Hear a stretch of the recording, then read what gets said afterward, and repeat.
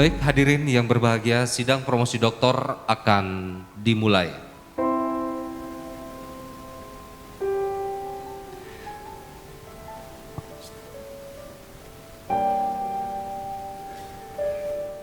Tim penguji promosi doktor Universitas Indonesia memasuki ruang sidang. Hadirin dimohon berdiri.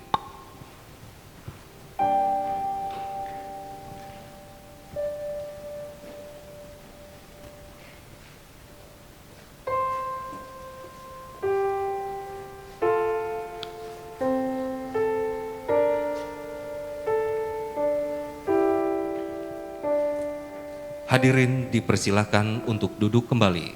Calon doktor Saudari Rike Diah Pitaloka beserta pendamping dipersilakan untuk memasuki ruang sidang.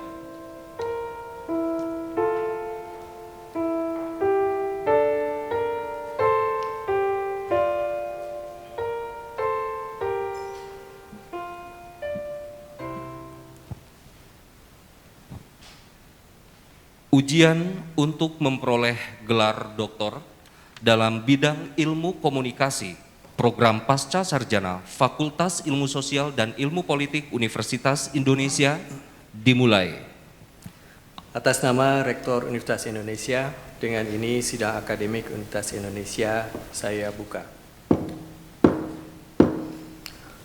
Saudara calon doktor, sidang terbuka promosi doktor yang saat ini berlangsung akan mengajukan pertanyaan-pertanyaan atas disertasi saudara yang berjudul Kebijakan Rekolonialisasi, Kekerasan Simbolik Negara Melalui Pendataan Pedesaan. Selanjutnya saya persilahkan Saudari Dr. Hendriani sebagai promotor untuk memulai ujian. Saudari calon doktor, saya persilahkan membaca secara singkat ringkasan atau inti dari disertasi saudari selama 15 menit. Yang terhormat promotor Dr. Hendriani, izinkan saya menyampaikan ringkasan disertasi berjudul Kebijakan Rekolonialisasi (2) Kekerasan Simbolik Negara Melalui Pendataan Perdesaan. Disertasi ini dilatar belakangi 3 hal terkait data perdesaan di Indonesia. 1. Data perdesaan yang menjadi basis data kebijakan publik adalah data yang direproduksi oleh institusi negara dengan pendekatan top-down. 2. Belum adanya satu data dasar yang menjadi basis perumusan kebijakan publik. 3. Data yang digunakan sebagai acuan kebijakan publik terindikasi merupakan pseudodata. Disertasi ini merupakan kajian akademik terhadap keseluruhan korelasi antara data dan pendataan perdesaan dengan muatan kebijakan publik pasca lahirnya Undang-Undang Nomor 6 Tahun 2014 tentang Desa. Data perdesaan pada disertasi ini yaitu data yang direproduksi institusi negara dengan pendekatan top-down disebut data birokrat. Data yang diproduksi warga dengan pendekatan bottom-up melalui praktik data desa presisi atau DDP disebut data warga. Data perdesaan pada disertasi ini diposisikan sebagai media yang mengandung pesan inti kenyataan ruang dan kehidupan sosial pedesaan yang tercermin sebagai wujud kebijakan publik. Data birokrat menyampaikan pesan kualitas data yang tidak menggambarkan fakta lapangan, tidak berisi informasi tentang kondisi aktual pedesaan, tidak menggambarkan kebutuhan real warga dan potensi pedesaan. Pesan data birokrat tersebut tidak dapat diubah oleh warga. Artinya warga tak punya pilihan. Ketika warga tidak memiliki pilihan, maka telah terjadi kekerasan simbolik yang bertentangan dengan konstitusi. Dari praktik DDP, partisipasi warga dalam pendataan pedesaan setidaknya dimaknai sebagai 1. Warga mampu mengonsep, memahami, menyepakati dan menjalankan prosedur dan mekanisme pendataan pedesaan bottom up dalam memproduksi data warga berupa data pedesaan presisi. 2. Warga memiliki ruang untuk menumbuh kembangkan kapasitas dan kemampuan serta memastikan terjadinya transfer pengetahuan dan teknologi. Dan 3. Warga terlibat aktif pada pendataan pedesaan serta memiliki kemampuan untuk mengonfirmasi, memverifikasi dan memvalidasi atas data yang diproduksinya termasuk memfalsifikasi data birokrat. Tujuan disertasi: 1. mengungkap kualitas data pedesaan berupa data birokrat dan data warga yang menjadi basis data kebijakan publik. 2. Mengungkap kekerasan simbolik pada pendataan pedesaan top down yang berpedoman pada norma yuridis melalui rekonstruksi genesis data birokrat. 3. Mendeskripsikan afirmasi simbolik pada pendataan pedesaan bottom up yang berpedoman pada norma sosiologis melalui rekonstruksi genesis data warga. 4. Memetakan arena dan aktor pada pendataan pedesaan top down dan bottom up serta relasinya dengan meta kapital perdesaan. 5. Mengungkap kekerasan simbolik pada pendataan pedesaan top down yang mereproduksi kebijakan rekolonialisasi. 6. Mendeskripsikan dan menganalisis afirmasi simbolik pada pendataan pedesaan bottom up yang memproduksi kebijakan afirmatif. Dan 7. Menginterpretasikan kebijakan afirmatif sebagai implementasi amanat konstitusi untuk mencapai 5 aspek kesejahteraan rakyat atau KESRA. Area studi Desa Sibandang, Desa Pantai Bakti, dan Desa Tegal Alang. Penelitian menggunakan Mixed Method Research atau MMR dengan nesting kuantitatif data in qualitative design. Pisau analisis menggunakan konsep-konsep peer bordu, negara, kekuasaan simbolik, rekonstruksi genesis dan ritual, doksa dan habitus, arena aktor metakapital negara, birokrat, pemikir birokrasi, dan intelektual kolektif. Konsep-konsep Nicoldri, ritual pendataan, kekuasaan negara di era digital, pendataan bottom up, partisipasi sebagai norma pendataan, arena dan metakapital media, manifold media, big data, kolonialisme data, dan dekolonial. Sumber data terdiri dari data kuantitatif dan data kualitatif. Kajian terhadap perbandingan kedua jenis data dan pendataan tersebut membantu analisis dan interpretasi terkait kebijakan publik yang mengonstruksikan ruang sosial dan kehidupan pedesaan. Dengan demikian, data pedesaan mengandung pesan inti dari kebijakan publik yang dilaksanakan negara berupa perencanaan, pemrograman, penganggaran, pelaksanaan, pemantauan, dan pengawasan. Temuan penelitian memperlihatkan kualitas data birokrat yang direproduksi berbagai institusi negara menunjukkan tidak terintegrasinya data spasial dan numerik pedesaan, tidak terpenuhinya prinsip aktualitas, akurasi, dan relevansi data, sehingga sulit dikonfirmasi, diverifikasi, dan divalidasi. Kebenaran data birokrat dipaksakan atas nama legalitas formal. Adapun kualitas data warga yang diproduksi warga dengan didampingi aparat desa dan intelektual kolektif menggambarkan integrasi data spasial dan numerik pedesaan, terpenuhinya prinsip aktualitas, akurasi, dan relevansi data sehingga mudah untuk dikonfirmasi, diverifikasi, dan divalidasi. Kebenaran data warga adalah cermin kondisi pedesaan yang memenuhi kriteria legitimasi sosiologi. Temuan penelitian Tesa kebijakan rekolonisasi yang mengonfirmasi terbuktinya hipotesis 1. Semakin kuat doksa kekerasan simbolik pada norma yuridis pendataan, semakin kuat pseudodata, semakin kuat pseudo public policy. 2. Semakin kuat pseudo public policy, semakin kuat pseudo authority. 3. Semakin kuat pseudo authority, semakin buruk kebijakan publik. 4. Semakin buruk kebijakan publik, semakin buruk pencapaian 5 aspek kesejahteraan rakyat. 5. Semakin buruk pencapaian 5 aspek kesejahteraan rakyat, perdesaan semakin termarginalkan. 6. Semakin kuat doksa kekerasan simbolik norma yuridis mereproduksi pseudodata, semakin berkesinambungan kekerasan simbolik. 7. Semakin berkesinambungan kekerasan simbolik, semakin dibutuhkan heterodoksa afirmasi simbolik. Tesa kebijakan rekolonisasi digambarkan pada disertasi ini ibarat the vicious circle. Genesisnya adalah norma yuridis pendataan pedesaan berperspektif kolonialisme data. Keseluruhan proses menggambarkan kekerasan simbolik institusi negara dan atau korporasi yang beroperasi melalui pendataan dan data pedesaan. Arah panah ke kiri menunjukkan pseudo data melahirkan pseudo aspiration dan mereproduksi pseudo representatif. Arah panah ke kanan mencerminkan pseudo data menghadirkan pseudo governance yang mereproduksi pseudo public policy. Kedua sisi ini sama-sama mengonstruksikan pseudo authority. Akibatnya akuntabilitas publik rendah dan hilangnya kepercayaan publik baik terhadap parlemen maupun pemerintah. Otoritas yang digambarkan berada pada sudut dasar segitiga sisi terbalik, menunjukkan otoritas tersebut sesungguhnya rapuh. Adapun lingkaran yang mengitari segitiga tersebut memperlihatkan keseluruhan proses data yang berkesinambungan sebagai sebuah sistem dan pola yang kukuh sepanjang norma yuridisnya tidak diubah dengan muatan norma sosiologis berintikan yuridis filosofis, yaitu amanat konstitusi. Temuan kedua, antitesa kebijakan afirmatif yang menggambarkan: 1. Semakin kuat heterodoksa norma sosiologis, semakin kukuh precision data, semakin kukuh genuine public policy. 2. Semakin kukuh genuine public policy, semakin kukuh genuine authority. 3. Semakin kukuh genuine authority, semakin baik dan benar kebijakan publik. 4. Semakin baik dan benar kebijakan publik, semakin baik pencapaian 5 aspek kesra. 5. Semakin baik pencapaian 5 aspek kesra, semakin tercapai pemberdayaan perdesaan. 6. Semakin kukuh heterodoksa afirmasi simbolik, semakin dibutuhkan transformasi norma sosiologis menjadi norma yuridis untuk mereproduksi genuine data. Dan 7. Semakin dibutuhkan heterodoksa afirmasi simbolik untuk diakui, diadopsi, dan diadaptasi negara, semakin penting transformasi intelektual kolektif menjadi intelektual implementatif. Antitesa kebijakan afirmatif digambarkan sebagai the truth circle, menunjukkan perspektif dekolonialisme pada pendataan pedesaan bottom up. Genesisnya adalah norma sosiologis berintikan yuridis filosofis.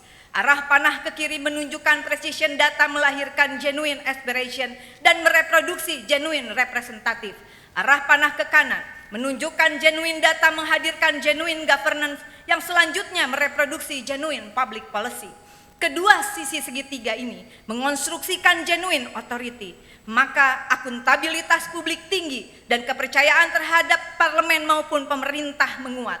Pola relasi sosial yang dihasilkan adalah kehidupan warga pedesaan yang saling percaya, berbagi, peduli, berkontribusi, dan saling menghargai serta menghormati. Itulah pola relasi sosial, adalah konsolidasi sosial kebersamaan untuk menentukan nasib sendiri pedesaan atau self-determination. Otoritas yang digambarkan berada pada dasar segitiga sama sisi, menunjukkan otoritas tersebut kuat dan solid. Lingkaran yang mengitari segitiga memperlihatkan keseluruhan proses data sebagai sebuah sistem yang kukuh dan berkesinambungan sepanjang norma yuridisnya bermuatan norma sosiologis sebagai pesan inti konstitusi. Gambaran the truth circle kebijakan afirmatif mengungkap pula keberadaan intelektual kolektif yang berhadapan dengan pemikir birokrasi. Disertasi ini menekankan pentingnya transformasi intelektual kolektif menjadi intelektual implementatif guna menghapuskan kebijakan rekolonialisasi. Temuan ketiga, sintesa kebijakan berbasis data pedesaan menggambarkan: 1. Kepatutan kerjasama sosial antara warga birokrat dan intelektual implementatif dalam mengidentifikasi dan merumuskan masalah untuk memformulasikan kebijakan publik. 2. Jika hasilnya tidak sesuai, maka yang diperbaiki adalah tata kelola pemerintahan. 3. Jika tata kelola pemerintahan telah diperbaiki, namun hasil belum optimal, maka yang diperbaiki adalah kualitas kebijakan publiknya. 4. Keharusan memperbaiki pendataan, mengaktualkan, mengakurasikan, dan mengalibrasi data pedesaan. 5. Keseluruhan hasil kebijakan publik dilihat dari ukuran tercapai tidaknya amanat konstitusi. Disinilah pentingnya mempertimbangkan sedalam-dalamnya perbaikan sistem dan seluruh proses perumusan kebijakan publik yang afirmatif terhadap data pedesaan yang akurat dan aktual. Implikasi akademik terdiri dari implikasi teori. 1. Transformasi warga dari objek menjadi subjek pendataan pedesaan dan kebijakan publik sehingga pedesaan menjadi representasi model pendataan yang dijalankan institusi negara dengan perspektif dekolonialisme.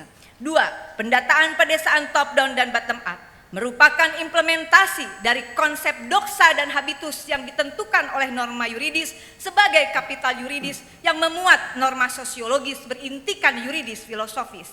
3. Intelektual implementatif menentukan data pedesaan sebagai kapital sosial yang merupakan formulasi keaslian aspirasi masyarakat dalam mendefinisikan, memetakan, dan mengakses metakapital pedesaan. Implikasi metodologi, menggunakan MMR dengan nesting quantitative data in qualitative designs, data pedesaan berupa data birokrat dan data warga sebagai unit analisis untuk mendekonstruksi kolonialisme dan dekolonialisme data guna merekonstruksi genesis data pedesaan untuk membongkar doksa kekerasan simbolik negara dan mengungkap heterodoksa afirmasi simbolik. Implikasi sosial terdiri dari hubungan sosial dan transformasi sosial. Rekomendasi disertasi ini merekomendasikan perbaikan kebijakan politik pendataan yang mengadaptasi dan mengadopsi norma sosiologis berintikan yuridis filosofis dalam revisi atas Undang-Undang Nomor 16 Tahun 97 tentang Statistik dan Undang-Undang Nomor 6 Tahun 2014 tentang Desa. Perbaikan norma yuridis tersebut sepatutnya afirmatif terhadap ruang komunikasi dan partisipasi warga. Syarat utamanya memosisikan warga sebagai subjek, ditandai dengan terbukanya ruang komunikasi dan partisipasi warga untuk mereproduksi data pedesaan yang presisi, yang mengafirmasi kondisi, kebutuhan, dan potensi pedesaan yang aktual dan akurat. Data presisi tersebut selanjutnya menjadi basis dan acuan kebijakan publik. Inilah kebijakan afirmatif atas pedesaan yang juga merekomendasikan dari disertasi ini. Kebijakan afirmatif tersebut merupakan arah bagi pembangunan tata pedesaan yang demokratis, democratic rural development yang bermuatan 1. Self-propelling, 2. Self-supporting, 3. Self-sufficiency. Inilah perdesaan yang memiliki kemampuan pemberdayaan diri, self-empowering, untuk memperbaiki hidup dan kehidupan sosial pedesaan. Dengan demikian, pendataan pedesaan bottom up membawa pesan amanat konstitusi yang terus-menerus menjadi sumber energi dan semangat serta nilai-nilai perjuangan bagi sejahteranya pedesaan sebagai inti norma sosiologis. Hal-hal tersebut sepantasnya menjadi bahan pertimbangan mendalam yang mengarah pada tegaknya prinsip kekuasaan negara sebagai pelayan publik yang berpegang teguh pada konstitusi. Jika ini dilaksanakan, maka penyelenggaraan negara adalah berkonstitusi dan memiliki legitimasi sosial yang kuat. Berkonstitusi adalah realisasi semangat menjalankan amanat rakyat. Dengan demikian, hasil penyelenggaraan negara makin mendekati tujuan konstitusi, bukan menjauhi cita-cita konstitusi. Itulah inti pesan data pedesaan presisi, yaitu data yang akurat dan aktual tentang hidup dan kehidupan penduduk di pedesaan dan setingkat desa. Sudah saatnya data pedesaan presisi menjadi basis dan acuan kebijakan publik sebagaimana diingatkan oleh Presiden pertama Republik Indonesia, Insinyur Soekarno pada tahun 1961. Dalam menjalankan pekerjaannya, Depernas yang sekarang bernama Bappenas sering terbentur pada angka-angka yang berlainan mengenai penduduk yang dipergunakan sebagai perhitungan oleh berbagai instansi dalam negara kita. Depernas tidak dapat bekerja atas angka-angka yang berlainan itu. Depernas menginsyafi bahwa soal penduduk adalah soal pokok dalam perencanaan, karena penduduklah yang menjadi tujuan pembangunan dan penduduk pula lah yang menjadi pelaksanaan pembangunan. Keterangan-keterangan yang tepat mengenai penduduk adalah suatu keharusan dalam setiap penyusunan perencanaan dan dalam pelaksanaan dan penilaian pembangunan.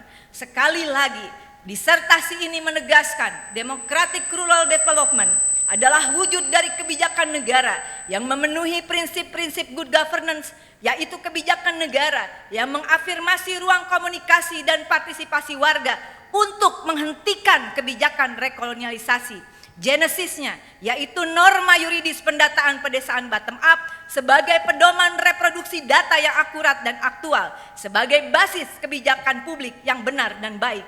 Muaranya adalah kebijakan afirmatif negara yang berkesinambungan, yaitu negara yang dicerminkan dengan pemerintah yang melindungi segenap bangsa dan seluruh tumpah darah, negara yang memajukan kesejahteraan umum, serta negara yang mencerdaskan kehidupan bangsa.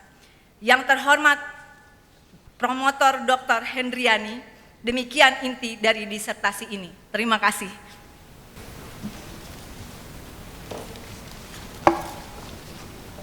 Selanjutnya saya persilakan kepada penyanggah pertama, Saudara Yanuar Nugroho PhD, untuk mengajukan pertanyaan dan sanggahannya. Baik, terima kasih. Saya baru di-unmute oleh host. Yang saya hormati sidang Senat yang terhormat, selamat pagi. Assalamualaikum warahmatullahi wabarakatuh. Waalaikumsalam. Sidang Senat dan Saudari Promovendus, pertama-tama saya mengucapkan selamat baik kepada Promovendus maupun kepada tim promotor bahwa acara ini telah sampai pagi. Ini saya sampaikan, tidak ada pembangunan yang sungguh sederhana jika perencanaan pembangunan dan kebijakan publik tidak dibuat berdasar atau menggunakan data yang valid. Sebenarnya banyak kemajuan yang dicapai dengan dua inisiatif ini. Misalnya, bagaimana prinsip satu data digunakan untuk mengintegrasikan berbagai layanan publik, mulai kependudukan, kesehatan, bantuan sosial, dan lain-lain. Ketika kita menghadapi COVID, sampai dengan saat ini, termasuk vaksinasi dan lain-lain, itu contoh bagaimana satu data dijalankan. Tetapi tentu tidak ada yang seluruhnya atau 100% berjalan baik tanpa celah. Karena realitas memang secara konstan berubah. Ini tidak bisa kita sangka. Dan perubahan yang konstan terjadi ini tidak serta-merta tercermin dalam data yang tidak secara kontinu diperbaiki. Karena itu, dari sudut ini saya melihat pentingnya disertasi yang Saudari Promovendus saat ini berjalan. Saya tidak menyanggah, tapi saya ingin mengajukan dua pertanyaan. Pertama, kebaruan paling penting apa yang telah Anda sumbangkan kepada dunia akademik dan dunia kebijakan lewat disertasi? Itu pertanyaan saya yang pertama. Pertanyaan saya yang kedua, keterbatasan apa yang Anda temukan dalam penelitian yang Anda kerjakan, baik secara teoritis maupun praktis, dan apa yang Anda sarankan untuk memperbaiki dalam penelitian yang mungkin akan dilakukan oleh peneliti-peneliti setelah Anda bekerja. Saya sering melihat bahwa banyak peneliti kadang-kadang tidak cukup peka untuk melihat keterbatasannya sendiri. Jadi saya ingin bertanya di pertanyaan kedua ini, bagaimana Anda melihat keterbatasan penelitian Anda? Saya kira itu dua pertanyaan saya. Sidang Senat yang terhormat, terima kasih. Yang terhormat Bapak Yanuar Nugroho PhD, perkenankan saya menjawab pertanyaan Bapak mengenai kebaruan yang ditawarkan tadi. Secara garis besar ada 3. Yang pertama, dan ini juga terkait dengan penggunaan konsep-konsep atau pemikiran yang dikolaborasikan dari Pierre Bourdieu dan Nicoldry, yaitu pertama adalah kebijakan rekolonialisasi yang terjadi akibat perspektif kolonialisme, dalam hal ini dalam konteks pendataan adalah kolonialisme data. Yang kedua adalah kebijakan afirmatif dengan perspektif dekolonialisme yang juga terjadi dalam pendataan. Yang pertama adalah dalam pendataan top down, yang kedua adalah dalam pendataan bottom up. Dan kebaruan yang ketiga yang juga menurut kami penting adalah mengenai sistemik kebijakan berbasis data perdesaan. Dan ini kemudian hulu tengah hilirnya terintegrasi antara amanat konstitusi sampai implementasi, lalu kemudian kebijakan publik dari mulai perencanaan, pemogaman, penganggaran, pelaksanaan, pengawasan, dan pemantauannya merupakan perwujudan dari inti pesan konstitusi itu sendiri. Dan yang lainnya adalah mengenai kebaruannya tentang intelektual implementatif. Ini terinspirasi dari intelektual kolektif gagasan dari Pierre Bourdieu yang kemudian dia bandingkan dengan pemikir birokrasi yang disebut dengan think tank reaksioner yang menjadi juru bicara mereka yang berkuasa. Dan ini kemudian juga kami coba kolaborasikan dengan pemikiran Julian Benda tentang intelektual tukang, dan ada kaitannya juga dengan pemikiran Gramsci tentang intelektual organik, intelektual tradisional, dan juga kemudian dari Edward Said saya kira juga penting tentang bagaimana intelektual Menara Gading itu kemudian merupakan, kalau dianalogikan dalam disertasi ini, sebagai pemikir birokrasi. Intelektual kolektif yang digagas oleh Bordu saya kira perlu mendapatkan catatan penting karena yang disarankannya adalah para intelektual harus otonom. Ini menjadi satu bagian kritik penting dari kami bahwa sesungguhnya kaum intelektual tidak mungkin 100% otonom. Kita kembali pada konsep awal Bordu tentang kapital sosial yang sumbernya adalah nilai-nilai instrumental dan nilai-nilai altruistik. Sehingga kami menilai bahwa intelektual tersebut di dalam dirinya sejatinya ada dua pertarungan antara kapital sosial dari nilai altruistik dan nilai instrumental. Kemudian keterbatasan yang kami temui tentu saja secara teknis disertasi ini adalah perjalanan penting dalam masa pandemi COVID 2019 sehingga persoalan data justru membuat kami semakin yakin data dasar yang terintegrasi antara data spasial dan data numerik menjadi sesuatu yang luar biasa penting dalam perjalanan bangsa ini ke depan, termasuk untuk dunia akademik, karena ketika kami turun ke lapangan, kami memiliki atau melihat kenyataan langsung seperti yang disampaikan oleh penguji yang mulia tadi, bahwa banyak program yang tidak tepat sasaran, tidak akurat, dan kemudian terjadi indikasi adanya penyalahgunaan anggaran dengan adanya pseudodata. Kemudian saran saya kira menjadi penting saya kembalikan kepada gagasan yang kami tawarkan di dalam disertasi ini, yaitu mengenai intelektual implementatif, sehingga wacana kritis tidak berhenti di ruang-ruang akademis. Kami yakin bahwa sebetulnya setelah turun ke lapangan, warga masyarakat itu bisa asal mendapatkan kepercayaan. Saya sangat yakin, dan kalau dalam perjalanan sidang hasil, kemudian sidang tertutup, kami tampilkan beberapa data spasial dan yang terintegrasi dengan data numerik, itu adalah hasil karya warga-warga di perdesaan, khususnya di Desa Pantai Bakti, Desa Tegal Alang, dan Desa Sibandang. Demikian jawaban saya. Terima kasih. Yang kedua saya persilahkan kepada penyangga berikut, Dr. Sofian Syaf, SFT, MSI. Silakan. Baik, terima kasih pimpinan sidang. Bismillahirrahmanirrahim. Assalamualaikum warahmatullahi wabarakatuh. Saudara Propenda yang kami hormati, saya mengucapkan pertama selamat sampai di penghujung studi Anda untuk menyelesaikan program Doktor Ilmu Komunikasi.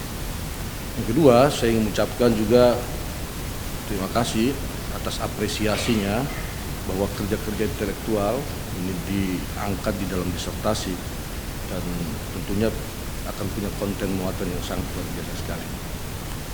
Saya ingin menanyakan dua hal ya, secara ringkas. Anda menggunakan teori Bourdieu dan ada konsep habitus yang terdapat di dalam teori tersebut. 76 tahun Indonesia merdeka, kita tahu bahwa doksa pendataan yang sangat luar biasa top down mengakibatkan terjadinya kepatuhan ya, yang Anda sebut dengan kekerasan simbolik. Dan Anda yakin bahwa dengan hadirnya data warga yang dibangun secara bottom up itu bisa kemudian menyelesaikan ya, persoalan top down data tersebut. Pertanyaan saya, apakah semudah itu habitus bisa berubah? Dan jika itu kemudian terjadi perubahan besar, apa langkah-langkah yang harus dilakukan? Perkenankan saya menjawab pertanyaan Bapak. Mengenai habitus, apakah mungkin berubah? Amat sangat mungkin berubah. Namun memang ada sifat habitus yang kemudian membuat aktor itu merasa itu adalah sesuatu yang tidak bisa diubah. Karena bekerja dengan doksanya menjadi keyakinan fundamental. Seperti seseolah sesuatu yang pasti, seseolah yang memang harus diikuti, dan ini justru mencerminkan bagaimana doksa kekerasan simbolik itu bekerja, termasuk pada habitus pendataan di Indonesia. Orang selalu mengatakan, apa bisa warga melakukan? Ternyata ketika kami turun ke lapangan, warga bisa menerbangkan drone, bukan hanya menerbangkan drone, warga juga bisa melakukan pendataan numerik dengan sangat baik, sehingga warga bukan hanya memetakan, bukan hanya bisa menemukan kondisi dan kebutuhan realnya, namun juga bisa mengungkap adanya sumber daya publik, meta kapital pedesaan, yaitu potensi pedesaan yang selama ini didominasi oleh pihak yang lebih dominan atau kita sebut dengan supradesa. Kemudian saya meyakini habitus ini, apakah ini bisa berubah?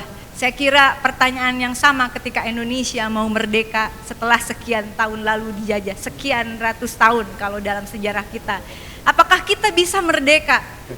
Ternyata bisa, padahal waktu itu hampir mayoritas rakyat Indonesia buta huruf, tetapi kita bisa merdeka.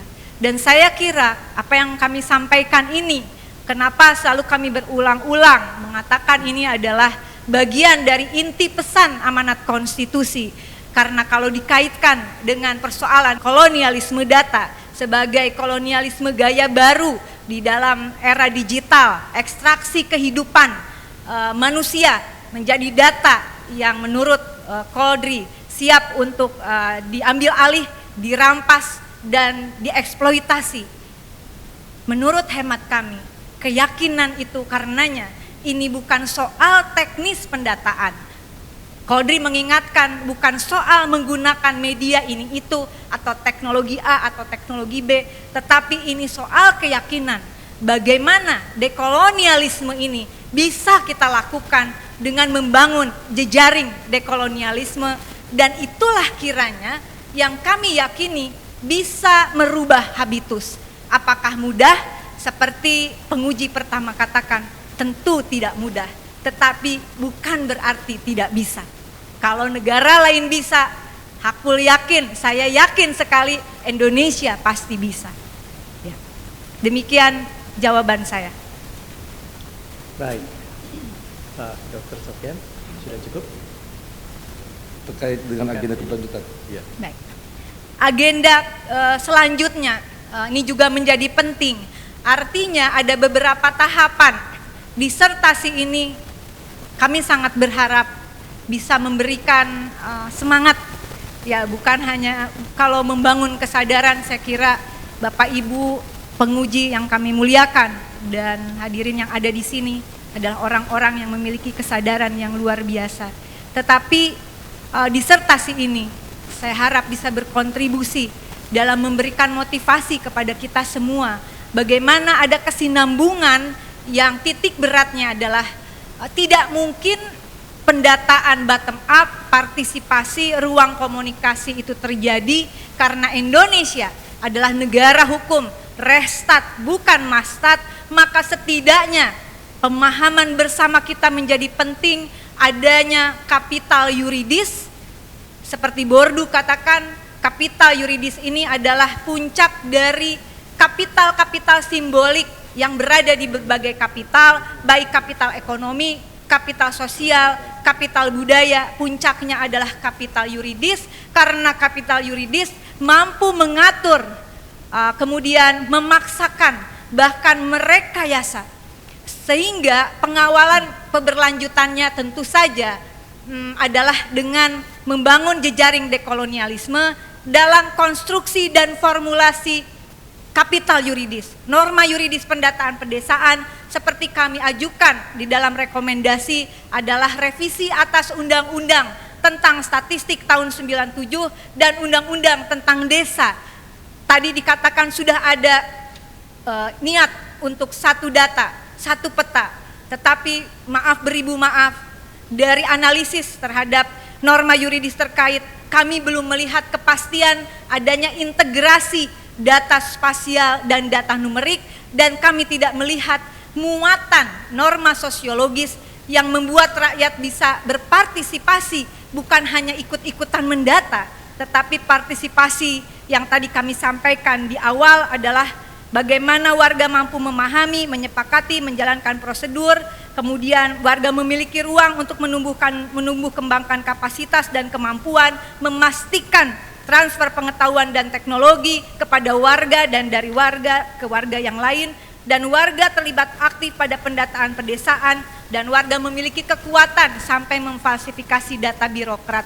Saya kira muatan-muatan itu penting dalam memperbaiki atau merevisi politik pendataan kita yang tercermin di dalam beberapa aturan norma yuridis pendataan yang melibatkan pendataan pedesaan, dan ini adalah terkait daulat desa atas data. Terima kasih, demikian jawaban saya.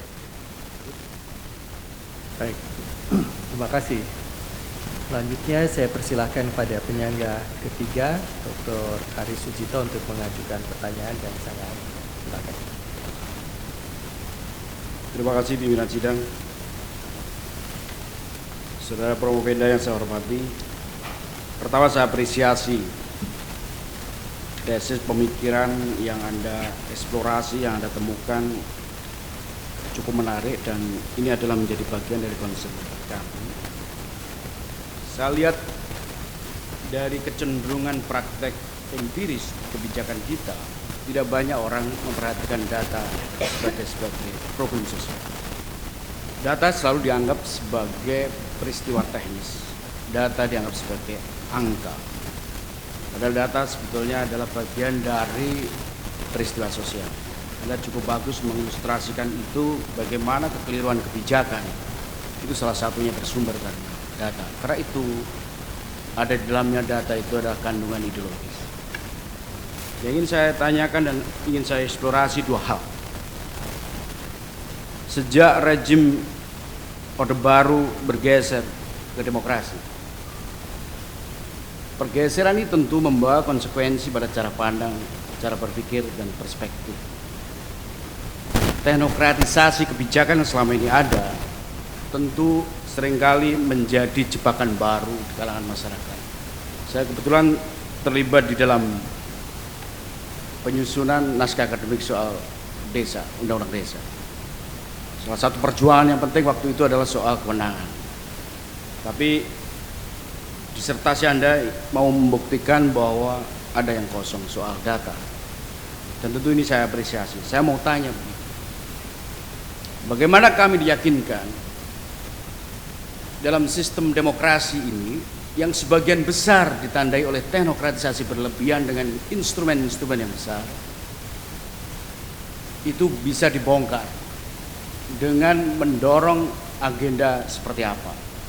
Ada sebagai politisi yang ingin membuktikan secara akademik bahwa kebijakan itu gagal bukan hanya secara teknis tapi dari sisi substansi. Saya ingin komentar Anda. Pintu untuk mereform kebijakan yang ada di Indonesia melalui data itu, apakah Anda ingin memperkuat masyarakatnya dengan memobilisasi, mengempower mereka sehingga mereka kritis tentang data, ataukah mereform dari pintu para teknokrat itu, diubah teknokratnya dulu, ataukah diperkuat partisipasi sehingga mereka sadar tentang data itu? Itu satu pertanyaan cara dulu. Dan yang kedua, saya agak risau mengenai kecenderungan pemikiran-pemikiran baru yang ditawarkan dengan pendekatan partisipatif ini. Saya kira saya apresiasi itu. Tetapi di kalangan ilmuwan sosial itu juga harus curiga, kira-kira mengatasi kemapanan baru sistem yang Anda tawarkan itu seperti apa? Apakah partisipatoris data, pendekatan partisipatoris, bottom up model, data presisi itu dalam ruang demokrasi yang seringkali digoda oleh oligarki, digoda oleh teknokratisasi para birokrat itu di daerah maupun di tingkat nasional, itu seberapa besar peluang kita untuk bisa mencegah perjuangannya? Silakan Prof. Baik, yang terhormat Bapak Dr. Aris Sujito, perkenankan saya menjawab pertanyaan Bapak tadi mengenai bagaimana agenda ke depan, apakah partisipasi, konsolidasi, pengorganisiran, partisipasi masyarakat atau warga, atau kesadaran itu harus dibangun di dalam tubuh para teknokrat, khususnya para birokrat di berbagai institusi negara. Menurut hemat kami, saya harus kembali pada pemikiran Bourdieu yang tidak mendikotomi antara aktor dan struktur, karena ini menjadi satu landasan berpikir yang penting, bahwa proses dekolonialisme yang kami tawarkan harus berjalan secara simultan, bukan hanya kemudian membangun penyadaran terhadap aktor-aktor di institusi negara, itu birokrat, atau kemudian pilihannya adalah warga dulu. Saya kira ini sesuatu yang harus berjalan paralel. Dan saya yakin banyak juga para birokrat dari hasil wawancara kami yang sudah gelisah sebetulnya dengan kapital yuridis berupa norma yuridis, misalnya terkait undang-undang statistik. Kalau tadi yang terhormat penguji mengatakan terkait cara pandang atau habitus doxa Orde Baru yang menguat, yang susah hilang, saya kira salah satu produk di ujung kekuasaan Orde Baru adalah Undang-Undang Statistik tahun 97 yang ini tentu saja belum bersenyawa dengan reformasi, belum bersenyawa bahkan dengan desentralisasi, karena kalau kita lihat bagaimana pendataan yang dilakukan oleh BPS itu, bukan BPS tidak mau, tetapi panduan hukumnya, pedoman norma yuridisnya, memang BPS ini vertikal, dia tidak dalam tanda kutip, tidak melibatkan secara optimal birokrat, bukan hanya dengan institusi negara lain dalam pendataan, tetapi juga sulit ditemukan kaitan serius antara penyelenggara pendataan statistik tersebut dengan pemerintah provinsi, kabupaten, apalagi dengan pemerintah desa, karena institusi tersebut kalau saya tidak salah hanya sampai tingkat kabupaten, begitu. Dan saya juga sepakat bahwa mengenai data adalah bukan sekedar berisi cerita tentang statistik seperti di latar belakang kami sampaikan.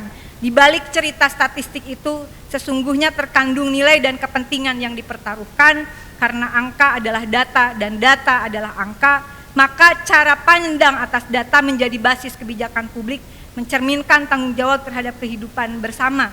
Dan saya selalu mengatakan di balik data angka negara ada nyawa jutaan rakyat yang dipertaruhkan. Kemudian cara mengatasi godaan oligarki, disertasi ini tidak menjamin bahwa semuanya bisa berjalan sesuai dengan harapan dari disertasi ini. Namun saya kira tahapan-tahapan yang harus kita kawal bersama untuk dalam jejaring dekolonialisme, termasuk di ruang-ruang akademisi,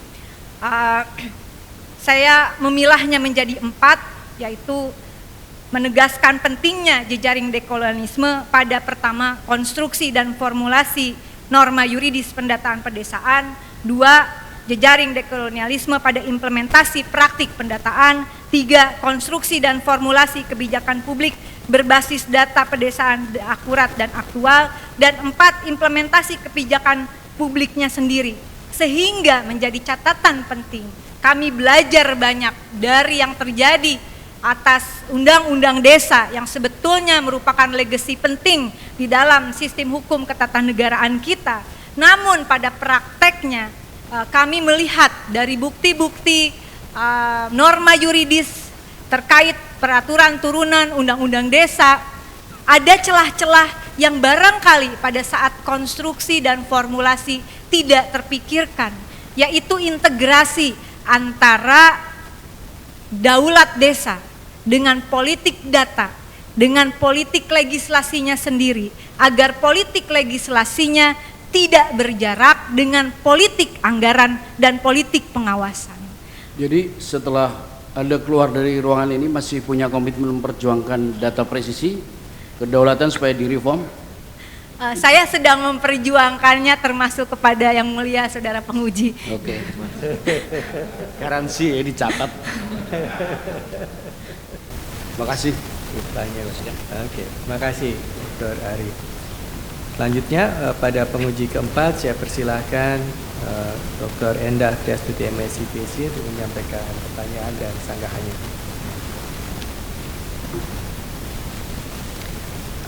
Terima kasih pimpinan sidang atas kesempatan yang diberikan. Yang saya hormati sidang senat dan para hadirin, selamat pagi.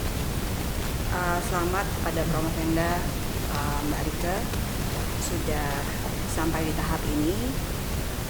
Terima kasih atas kerja kerasnya dan inisiatif akademik yang sangat afirmatif ya. Saya tidak akan menyanggah apapun. Saya hanya ingin mempertajam ya keberlangsungan, mungkin agak mirip dengan atau yang bisa dikatakan saya akan meneruskan pertanyaan atau masukan dari Bapak Ari ya. Ada yang menarik yang Saudari Promofenda katakan di halaman 18 bahwa dasar dominasi adalah negative force, kekuatan yang memungkinkan kasta dominan untuk menjaga kasta yang didominasi tetap dalam posisi inferioritas. Buat saya terkait dengan salah satu konsep yang Saudari gunakan yaitu habitus, dalam perspektif komunikasi ini akan diartikulasikan tidak hanya dalam bentuk komunikasi top down pemerintah atau pseudodata yang dibuat oleh sistem, tetapi juga sangat mungkin kalau mengacu pada Edward Said pada praktik-praktik internalized orientalism dalam struktur komunikasi, tidak hanya dalam tataran pemerintah terhadap desa, tetapi juga mungkin harus diantisipasi ada dalam sirkulasi komunikasi dan habitus juga doksa di antara warga. Benar ya Mbak? Ya. Sehingga ada, kalau menurut Edward Said, ada kecenderungan sebenarnya untuk melakukan internalisasi opresi. Dan itu dalam pengalaman penelitian saya sendiri sangat kuat artikulasi komunikasinya, contoh di antara tetua desa dengan warga desa, di antara warga desa yang sudah haji dengan yang belum haji, di antara warga desa yang TNI atau PNS terhadap warga desa yang lain. Apakah, pertanyaan saya yang pertama, apakah penelitian Mbak Rike dalam saya menganggap atau saya melihat sudut pandang ini dari sudut perspektif komunikasi ya, apakah itu diantisipasi?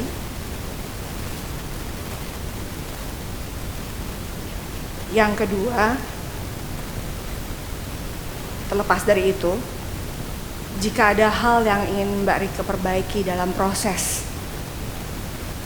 dari awal memulai disertasi ini hingga hari ini di jam 10.47 dalam proses penelitian hasil dan yang lain, apakah ada yang ingin Mbak Rike ubah atau tambahkan, atau what would you wish you did dan mau dilakukan? Terima kasih. Baik, terima kasih yang terhormat Ibu Penguji Endah Triastuti MSI PhD untuk pertanyaannya, apakah diantisipasi terkait bagaimana adanya sistem kasta di dalam desa itu sendiri yang memperlihatkan bagaimana adanya ketidaksetaraan, lalu kemudian terinternalisasi di dalam operasi termasuk di dalam cara berkomunikasi sendiri. Nah, ini justru bagi kami membuktikan adanya doksa sebagai keyakinan fundamental. Tanpa perlu paksaan orang kemudian mengikutinya karena ada sistem kasta yang saya harus kembali lagi pada pemikiran kolonialisme dari Bourdieu, yang Bourdieu agak berbeda dengan Marx yang berbicara tentang bagaimana perbedaan kelas atau sistem kelas, namun Bourdieu lebih menyoroti tentang sistem rasial. Rasisme, kolonialisme itu mengandung sistem rasial yang lahir dari kasta, sistem kasta itu sendiri, sehingga adanya kelas sosial dalam perspektif ini membangun legitimasi ya. Tentu kami menemuinya Mbak, karena sebagai contoh bagaimana kepala desa itu, saya kira ini sudah banyak kajian di dalam ilmu sosiologis, pemilihan kepala desa meskipun itu dilakukan katanya dengan cara yang demokratis, namun ada kapital simbolik legitimasi atas yang itu tidak dilahirkan dari sistem yang ada maksud saya dari aturan hukum positifnya, namun itu menyangkut bagaimana kapital simbolik yang ada menyangkut orang per orang di sana. Hal seperti ini tentu kami yakini harus diadaptasi, karena kalau tidak nanti namanya saja pendataan bottom up, tetapi yang terjadi adalah pemaksaan terhadap warga desa itu sendiri. Oleh karena itu penting kiranya bagaimana pendampingan dari para intelektual kolektif yang kemudian menjadi intelektual implementatif pada saat pendataan itu terjadi. Konsolidasi yang dilakukan menjadi penting di ruang-ruang akademik untuk melakukan pendampingan terhadap warga desa, apalagi kalau ditanya apa yang saya mimpikan. Saya memimpikan ini bisa menjadi suatu kebijakan nasional ketika pendataan bottom up dengan berintikan norma sosiologis yang merupakan perwujudan dari yuridis filosofis ini bisa dijalankan. Yang menjadi pertanyaan saudara penguji tadi, saya kira itu menjadi hal penting untuk kita antisipasi bersama. Karena itu konsolidasi yang kami selalu ulangi adalah konsolidasi intelektual kolektif menjadi intelektual implementatif yang menerobos ruang-ruang otoritas semu, pseudo authority itu menjadi hal yang kiranya juga menjadi suatu prioritas. Apakah mudah? Tentu saja tidak mudah. Tetapi sekali lagi dengan beribu maaf, ini kalau ditanya dari awal saya menyusun disertasi ini dan dari pertanyaan penguji tadi semuanya, terus apa yang mau dilakukan? Tentu kami tidak berharap bahwa ini hanya menjadi istilahnya macan kertas. Karena saya tidak mencari kum dari disertasi ini. Tetapi hari ini pada pukul tadi 10 lewat sekian, sekarang hampir jam 11, yang terhormat penguji, perhelatan ini saya kira ini adalah ruang konsolidasi pertama bagi kita semua untuk membangun jejaring dekolonialisme agar hal-hal yang dikhawatirkan itu bisa kita antisipasi bersama. Terima kasih, demikian jawaban saya. Terima kasih. Baik, selanjutnya silakan pada penyangga berikut yang merupakan kopromotor 1 ya, Dr. Erianto MSI untuk mengajukan pertanyaan dan mungkin sanggahannya juga. Silakan. Terima kasih Pak Ketua Sidang, Saudari calon doktor. Tentu saja yang pertama selamat sudah sampai tahap ini.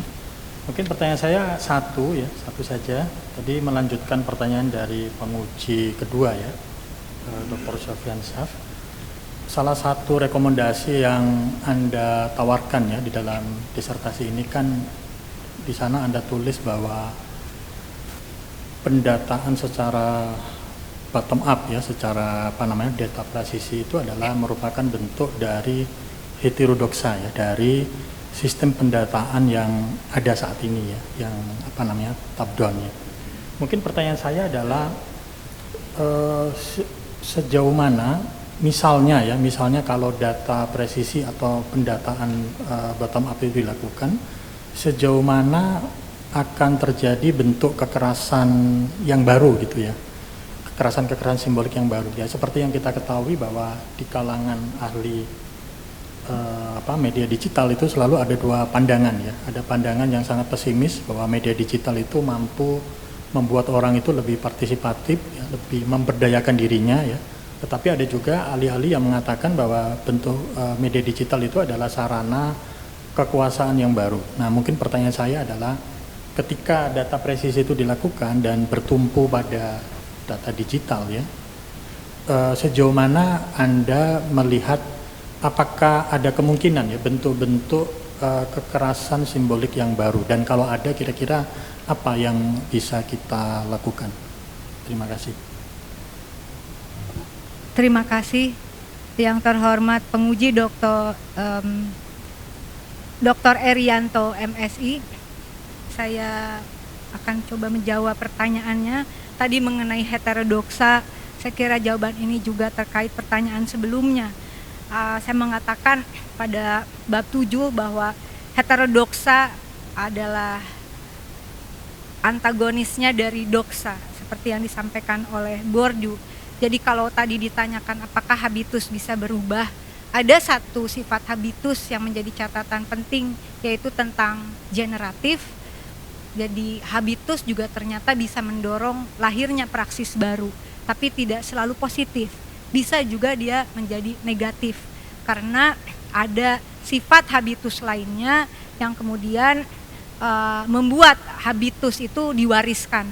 Atau dalam konteks pendataan ini, habitus kesewenang-wenangan itu diwariskan dan puncaknya dikukuhkan ketika dia menjadi norma yuridis begitu.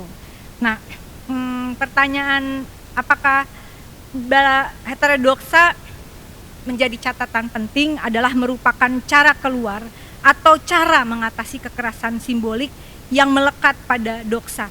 Pada konteks pendataan bottom up, heterodoksa afirmatif simbolik ini menjadi muatan norma sosiologis, sehingga dia menjadi kapital sosial, bukan semata kapital yuridis, tapi merupakan kapital sosial yang bersumber dari nilai-nilai altruistik, sehingga kekuatan kapital sosial berupa kapital yuridis ini sesungguhnya adalah bukan membuat orang tunduk, bukan untuk membuat orang jera, tetapi kami menilai fungsi hukum sesungguhnya adalah mengorganisir tanggung jawab dan membuat kita meyakini ada hal-hal penting yang harus menjadi pedoman kita bersama, khususnya di dalam pendataan.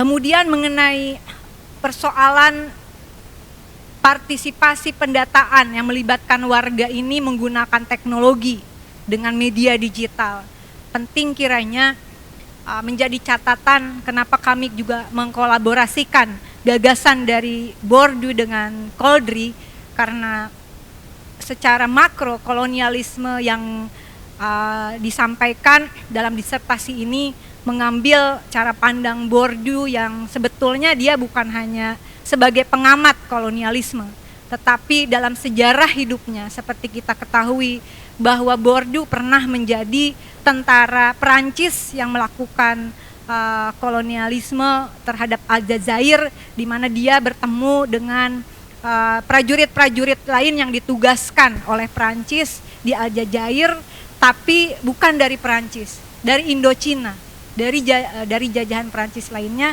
sehingga kemudian yang namanya kasta itu terjadi berlapis-lapis, dan Bourdieu adalah orang yang terlibat di dalamnya. Menjadi penting ini memberikan inspirasi kepada Bourdieu untuk melahirkan konsep-konsep awalnya, termasuk pada perkembangan di akhir hidupnya yang tadinya Bourdieu tidak terlalu intens menyoroti tentang arena dan kekuasaan negara. Saya kira di dalam beberapa naskah ketika dia mengajar di Collège de France adalah memperlihatkan transformasi cara berpikirnya yang kemudian menyadari bahwa ketika berbicara soal diskriminasi terhadap suku, kabilah misalnya yang menjadi awal risetnya di Aljazair, lalu kemudian terhadap sistem pendidikan, itu tidak bisa lepas dari konteks negara yang tadinya kritik Bourdieu itu adalah kekerasan simbolik terhadap institusi gereja yang melakukan kekerasan simbolik atas nama ajaran-ajaran gerejawi, saya kira. Tapi kemudian bergeser, ternyata yang menjadi penting adalah ketika menyoroti hal-hal tersebut dipatenkan di dalam suatu konteks kekuasaan negara, apalagi dalam sistem kekuasaan pasca kolonialisme. Jadi kalau ditanyakan apakah mungkin akan ada pergeseran, katakanlah kalau ini berhasil menjadi norma yuridis lalu terjadi implementasi, apakah kolonialisme itu akan mungkin tetap berlangsung? Sangat amat mungkin. Kita tidak pernah menduga pasca reformasi banyak hal yang juga harus kita benahi, termasuk ternyata dari pasca reformasi hingga hari ini Indonesia belum memiliki satu data dasar yang mengintegrasikan data spasial dan numerik, dan itu tentu menjadi riskan bagi kedaulatan bangsa ini. Jadi kalau tadi bicara data adalah terkait daulat desa atas dirinya karena mempunyai informasi yang tepat, akurat, tetapi dalam konteks secara nasional ini yang selalu diingatkan oleh Mbak Endah Kriastuti, agar saya tidak terjebak seperti seolah-olah Indonesia ada di dalam ruang sendirian di dalam kolonialisme ini tanpa ada interaksi secara global. Saya kira menjadi penting juga untuk melihat bagaimana sistem ini bergulir terus-menerus ya, dan di era globalisasi tentu saja kolonialisme yang terjadi di desa itu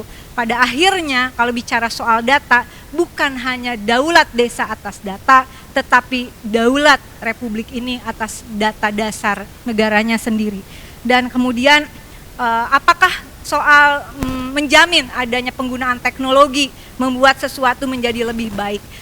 Saya sepakat dengan tadi yang disampaikan bahwa bisa saja teknologi itu karena pada hasil penelitian lapangan dan juga analisis terhadap norma yuridis terkait pendataan pedesaan, baik itu peraturan dari beberapa institusi, saya kira saya melihat bahwa ini bisa saja sesuatu yang bukan soal menggunakan, ini kembali lagi ke Koldri, bukan soal apakah pendataan ini menggunakan media atau teknologi ini atau itu. Jadi bukan soal apakah teknologinya sudah canggih atau belum. Teknologi itu hanya instrumen. Saya menyepakati tadi yang disampaikan oleh penguji. Instrumennya bisa menjadi pisau bermata dua. Ya, apakah dia menjadi instrumen untuk melakukan berulangnya kolonialisme atau rekolonialisasi, atau dia menjadi instrumen untuk melakukan dekolonialisme.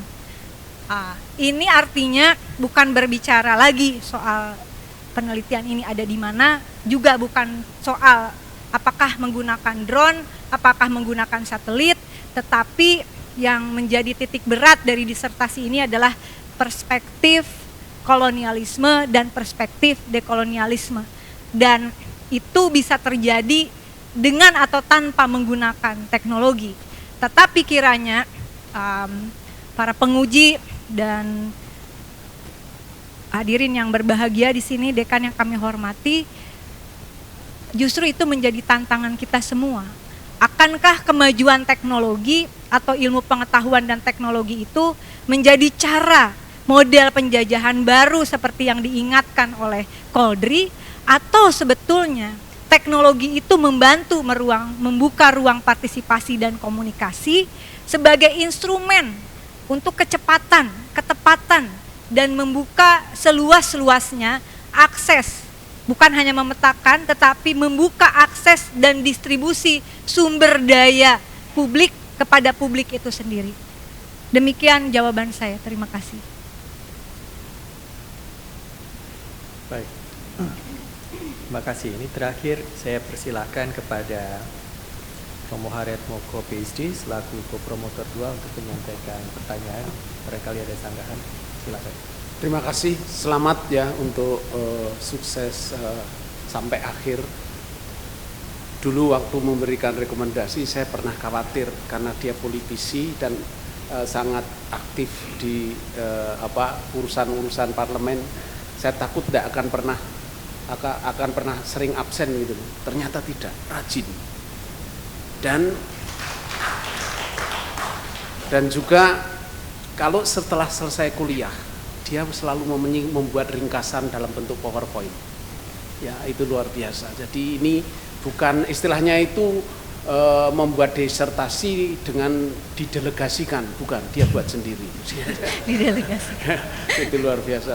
Ya, selamat untuk Rike. Terima kasih. Saya hanya punya satu pertanyaan. Pertanyaan saya melalui sebuah anekdot sajalah. Ya, ada anekdot itu Gandhi waktu kuliah di London itu kan banyak orang, ada dosen yang tidak suka dengan Gandhi. Lalu suatu ketika dia mencoba menjebak Gandhi dengan pertanyaan, Gandhi, kalau di depanmu disodorkan satu kantong uang dan satu kantong kebijaksanaan, apa yang kamu ambil? Gandhi dengan cepat menjawab, ya tentu saja kantong uang. Kesempatan dosennya memojokkan dia. Itulah kamu, mata duitan. Kalau saya bukan kantong uang, yang saya ambil kantong kebijaksanaan. Lalu Gandhi dengan tenang menjawab, memang biasanya orang mengambil apa yang dia tidak punya.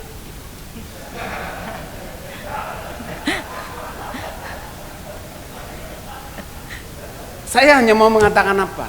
Di dalam pendataan, dalam wawancara yang belum sempat diungkap di sini, pertanyaan-pertanyaan pewawancara itu bisa dijawab secara itu. Ada yang normatif supaya kelihatan baik, saya jawab demikian. Tapi pendataan bottom up yang saudara Promovenda mau perjuangkan, kan yang sebetulnya yang jawaban Gandhi itu yang ingin dijawab. Ya tahu? Bagaimana teknik untuk biasa sampai ke itu kan tidak mudah.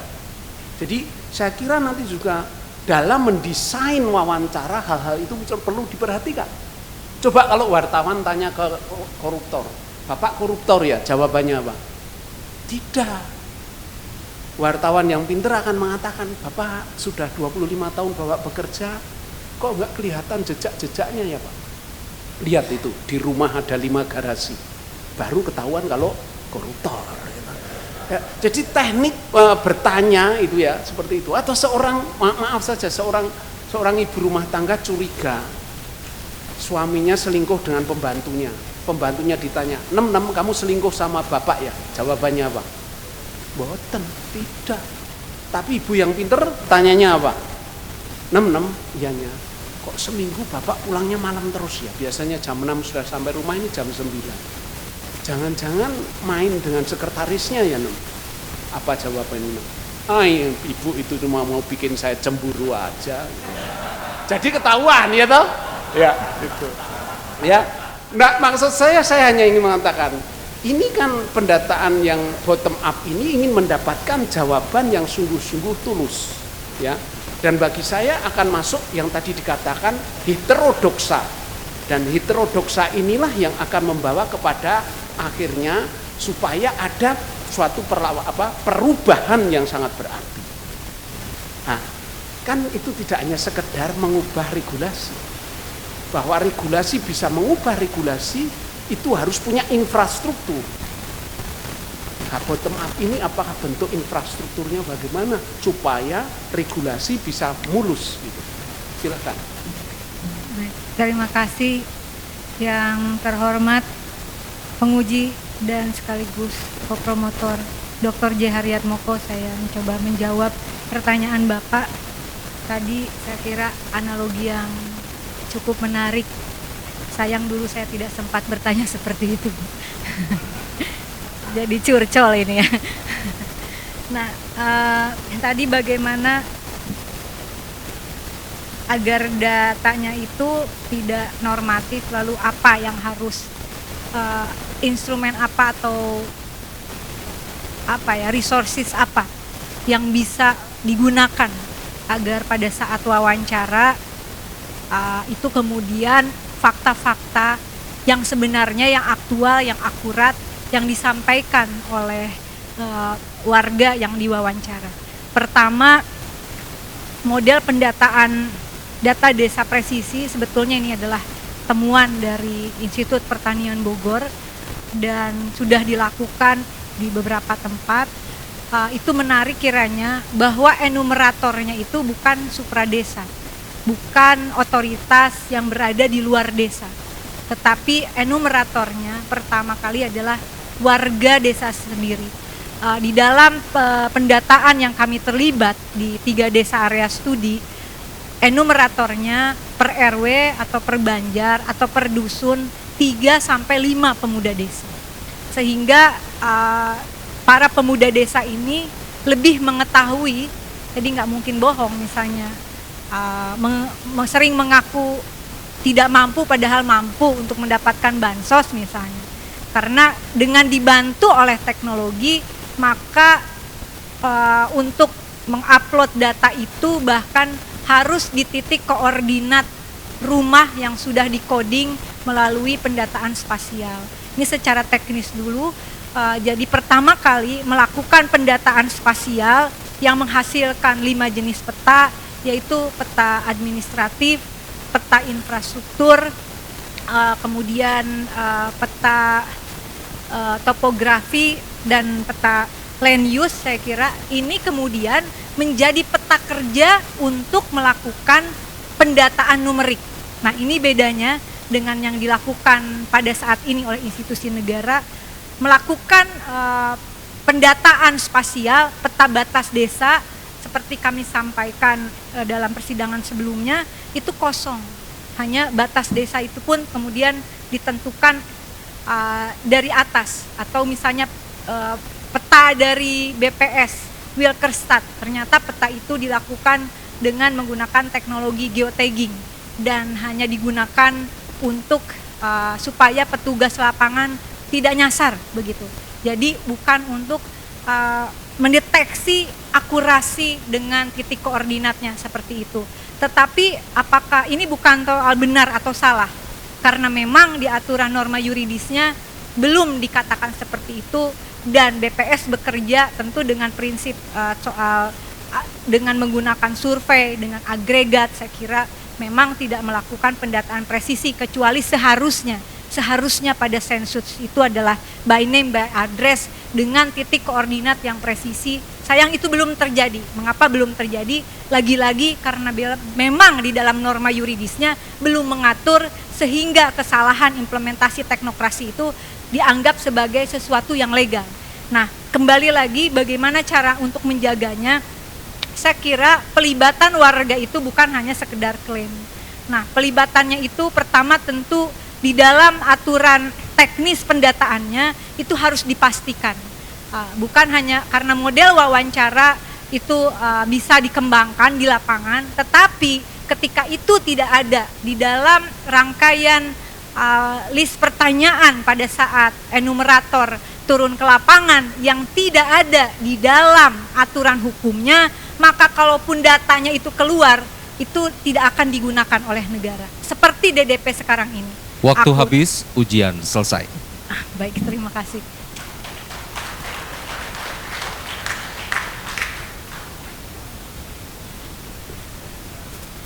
Ujian telah berakhir, izinkan saya mengadakan sidang tertutup untuk melakukan penilaian, dan sidang saya skors untuk beberapa saat. Tim penguji promosi doktor Universitas Indonesia dipersilahkan untuk menuju ruang sidang tertutup untuk melakukan penilaian. Hadirin dimohon berdiri.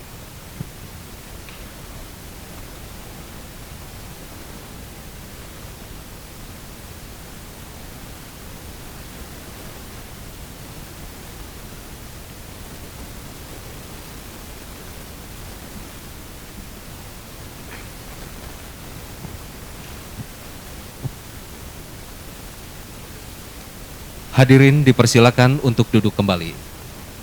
Saudari calon doktor beserta pendamping dipersilakan meninggalkan ruang sidang. Hadirin yang kami hormati, sidang diskors kurang lebih 15 menit dan sidang akan dilanjutkan pada sesi kedua setelah penilaian selesai. Terima kasih.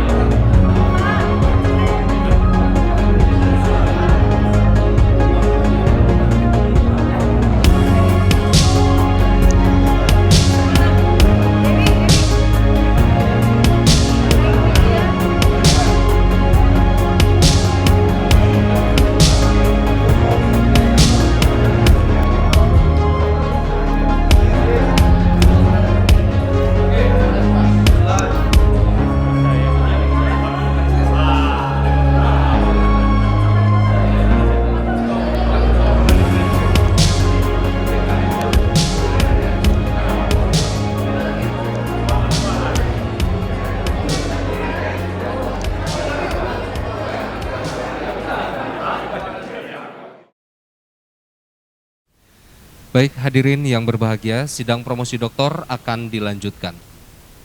Tim penguji promosi doktor Universitas Indonesia memasuki ruang sidang. Hadirin dimohon berdiri.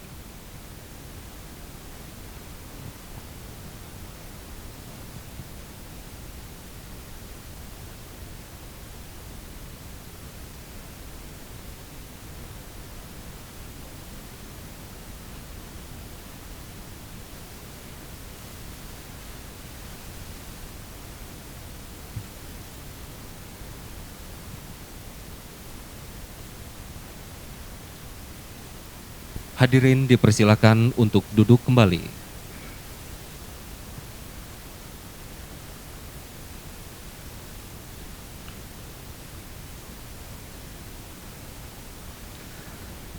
Calon doktor, Saudari Rike Diah Pitaloka beserta pendamping dipersilakan memasuki ruang sidang.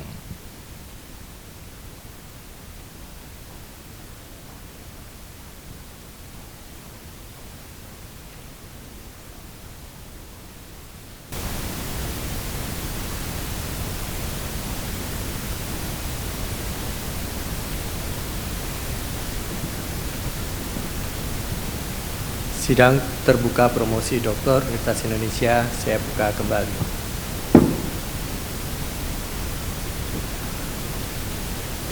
Saudara calon doktor Saudari Rike Diah Pitaloka, kami telah mempelajari disertasi yang Saudari ajukan kepada kami, serta memperhatikan pula pembelaan Saudari atas pertanyaan dan sanggahan dari pihak kami.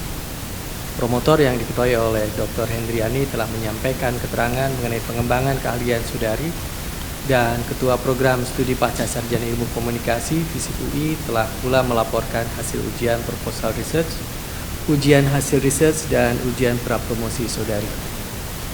Berdasarkan semua itu, tim penguji Universitas Indonesia memutuskan untuk mengangkat Saudara menjadi doktor dalam bidang ilmu komunikasi dengan yudisium cum laude.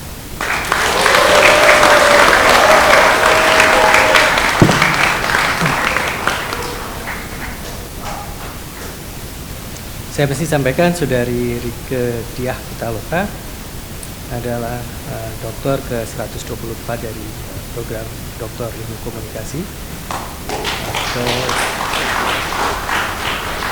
doktor ke-63 perempuan.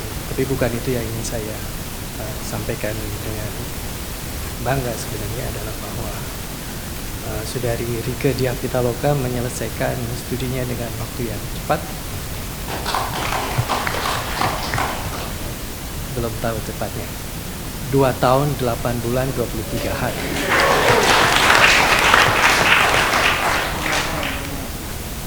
Saya rasa itu standar atau tantangan yang tinggi ya untuk para akademisi kita ya, yang sudah disetting oleh Saudari Rike. Baik, berdasarkan keputusan ini kami memberikan kuasa kepada promotor Saudari Dr. Hendriani untuk melantik Saudari Rike Diah Pitaloka dengan cara yang lazim. Upacara pelantikan.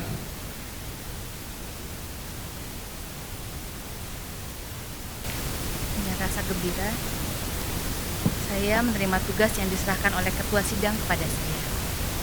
Berdasarkan peraturan perundang-undangan yang berlaku dan sesuai dengan keputusan Sidang Akademik Universitas Indonesia, saya menyatakan Rike Diah Pitaloka lahir pada tanggal 8 Januari 1974 di Garut, menjadi doktor dalam bidang ilmu komunikasi, sehingga Saudari memperoleh semua hak dan kehormatan yang dicakup oleh gelar ini sesuai dengan adat kebiasaan yang berlaku.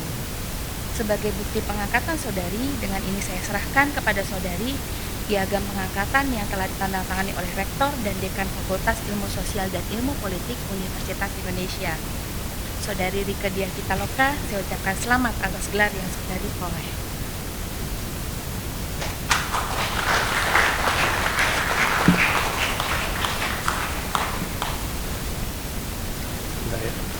Baik, sebelum saya mempersilahkan Dr. Hendriani untuk memberikan sambutan, saya ingin sapa terlebih dahulu tamu-tamu yang sudah hadir di acara pagi sampai menjelang siang ini, walaupun tentu tidak semua bisa saya sapa-sapa. Yang pertama kepada Profesor Faiz Shuaib dari IPB, terima kasih sudah hadir. Yang kedua kepada Dr. Abdul Halim Iskandar dari Kementerian Pedesaan, Kemendes. Oke. Yang ketiga Dr. Jerry Sambuaga. Terima kasih sudah hadir Pak Wamen. Keempat pada Dr. Ahmad Gobel dari DPR RI. Baik, yang di luar. Tentu kepada teman-teman, rekan-rekan semua yang hadir, tanpa mengurangi rasa hormat, saya sampaikan terima kasih sudah hadir di acara pagi sampai menjelang siang ini. Baik, selanjutnya saya persilahkan kepada promotor Dr. Hendriani untuk memberikan sambutan atas pengangkatan Saudari Rike Diah Pitaloka menjadi doktor dalam bidang ilmu komunikasi pada program Pasca Sarjana Fakultas Ilmu Sosial dan Ilmu Politik Universitas Indonesia. Yang terhormat Ketua Sidang dan Penguji Sidang Promosi serta hadirin sekalian yang hadir dalam forum sidang ini. Salam sejahtera buat kita semua, salam sehat. Puji syukur pada Tuhan atas berlangsungnya sidang promosi ini, di mana Dr. Rike Diah Pitaloka telah secara resmi diangkat sebagai doktor dalam bidang ilmu komunikasi pada program Pasca Sarjana FISIP UI. Perkenankan saya beserta co-promotor Dr. Erianto dan Johannes Arian PhD mengucapkan selamat atas keberhasilan Dr. Rike Diah Pitaloka.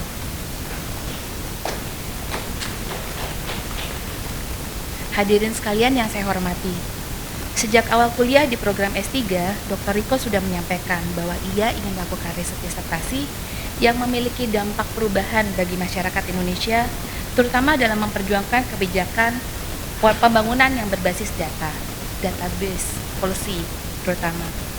Pengalaman menjadi pasien COVID dan membantu pasien COVID juga memperkuat pemikiran Dr. Rike akan pentingnya database policy ini. Pilihan metode participatory action juga konsisten dengan motivasi tersebut.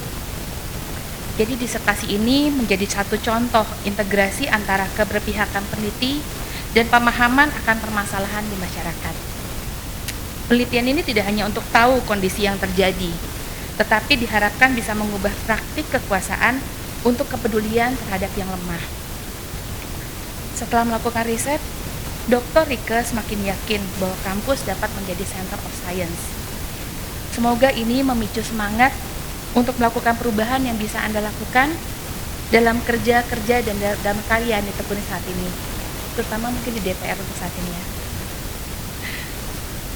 Dr. Rike Diah Pitaloka yang berbahagia, kami para pembimbing memberikan apresiasi pada kerendah hatian Anda untuk menjalankan saran dan masukan dari tim penguji dalam berbagai tahapan sidang yang Anda lalui. Entah berapa banyak draft yang Anda tulis untuk semakin memperbaiki tulisan dan riset Anda, tapi tampaknya cukup untuk memenuhi inbox email kami dan WhatsApp kami. Terima kasih juga untuk selalu mengejar-ngejar para pembimbing, sampai pembimbingnya agak kewalahan. Ini ucapan terima kasih sungguhan, karena kami juga belajar dari proses ini.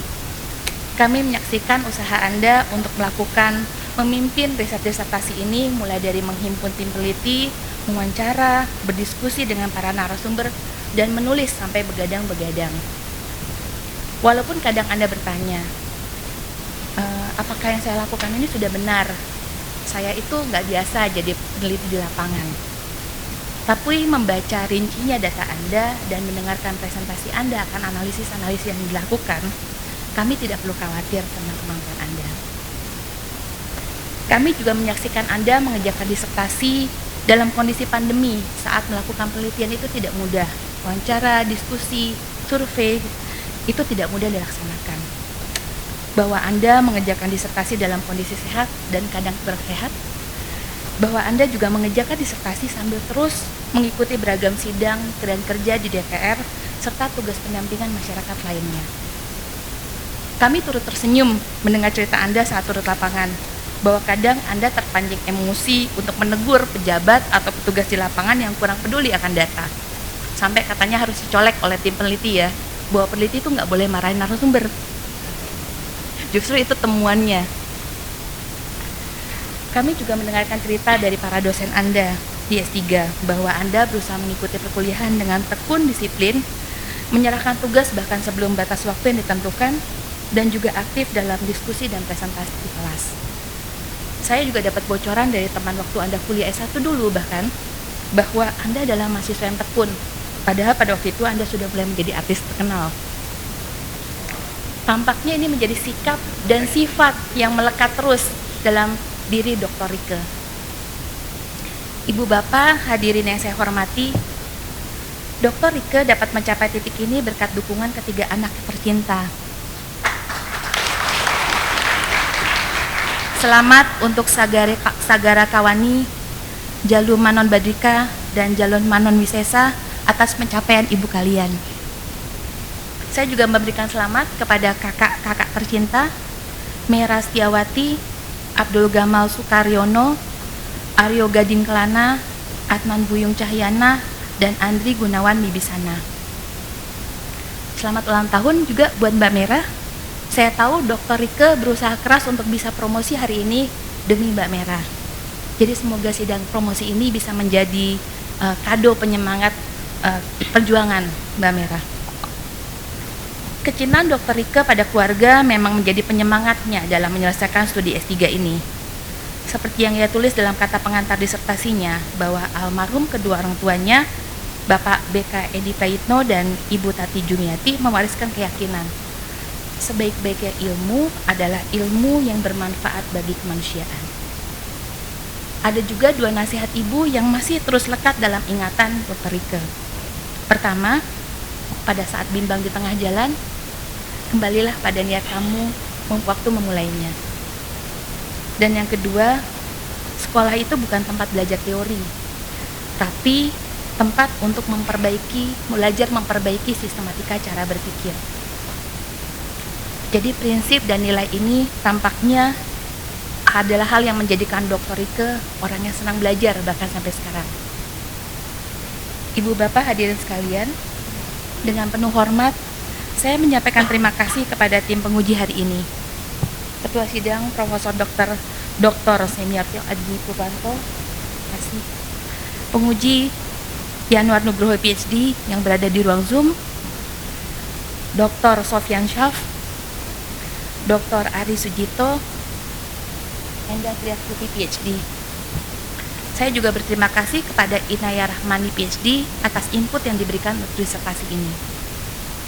Secara khusus, saya berterima kasih kepada co-promotor Janet Haryatmoko PhD dan Dr. Erianto atas kerjasama luar biasa yang membuat proses bimbingan sangat suportif. Saya tidak lupa saya mengucapkan terima kasih kepada pimpinan dan staf program Pasca Sarjana Ilmu Komunikasi dan FISIP UI yang memfasilitasi terselenggaranya acara promosi ini dengan baik. Dr. Rieke Diah Pitaloka yang amat terpelajar, selamat sekali lagi atas capaian Anda ini. Semoga Anda dapat memanfaatkannya untuk kemanusiaan.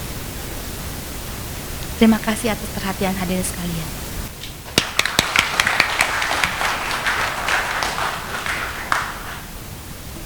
Terima kasih Dr. Hendriani dan Saudara Dr.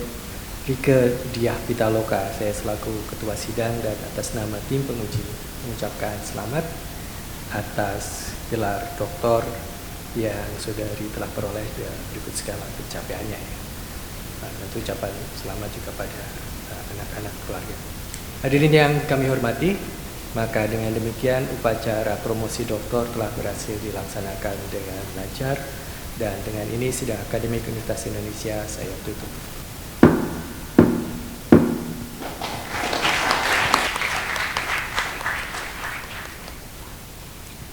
Kepada Dr. Rieke Diah Pitaloka, kami persilakan untuk memberikan pidato singkat atas gelar doktor yang diperoleh.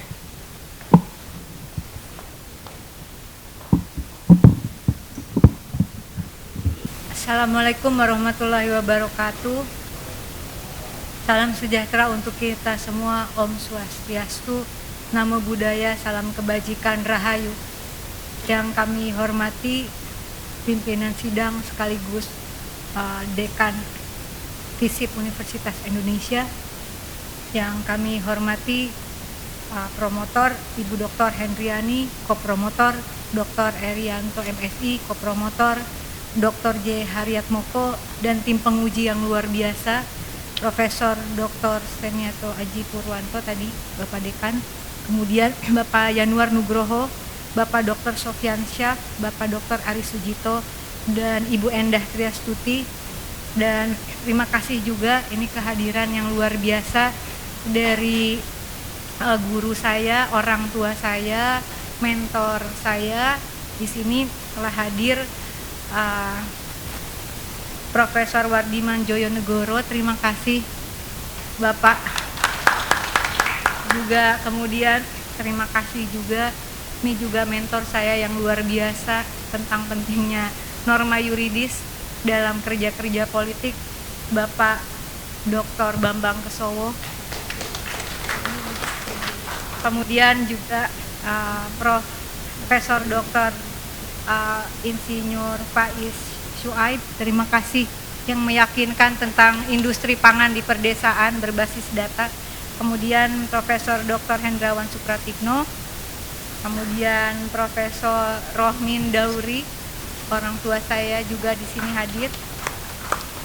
Dan hadirin yang tidak bisa saya sebutkan satu persatu, namun ada sahabat-sahabat, ada Wamendak tadi yang luar biasa selalu ikut mengkritisi dan mengawal apa yang saya kerjakan. Lalu kemudian ada Bupati yang hadir di sini, Bupati Bekasi sebagai salah satu area studi, dan juga ada Kepala Perpustakaan Nasional, ada Kepala Arsip Nasional, ada Sestama BPS juga hadir, lalu dari BIG, dari LAPAN, dan dari BPK juga hadir.